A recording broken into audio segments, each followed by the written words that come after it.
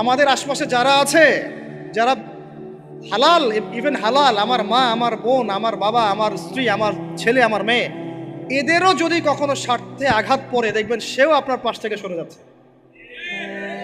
এমন হয়নি কখনো? আপনার বন্ধু, আপনার বন্ধু, আপনার ব্যবসার পার্টনার, আপনার বস, আপনার কলিগ, ওদের স্বার্থে আঘাত হলে ওরাও সরে যাচ্ছে পাশ থেকে, জিগরি দোষ সরে গেল পাশ থেকে, হয় না এমন? ভালোবাসা দুই প্রকার, বলেন কয় প্রকার? আমার সাথে বলেন, এখানে শেষ করে দিব 10টা মিনিট। ভালোবাসা কয় প্রকার? একটা হচ্ছে নিঃস্বার্থ ভালোবাসা। কি স্বার্থ? কোনো স্বার্থ নাই, নিঃস্বার্থভাবে ভালোবাসা। একটা হচ্ছে কোনো না কোনো স্বার্থ জড়িত আছে এমন ভালোবাসা। আপনার স্ত্রীর চাহিদাও যদি আপনি পূরণ করতে ব্যর্থ হন, দেখবেন স্ত্রীর সাথে আপনার গন্ডগোল লেগে যাচ্ছে, যদিও সে হালাল বৈধ। তাই না? এমন হয় না অনেক সময়? আমি তো অনেক দিন বলেছি, অনেক দিন আগেও বলেছি, 5 বছর 6 বছর আগে, যে মানুষ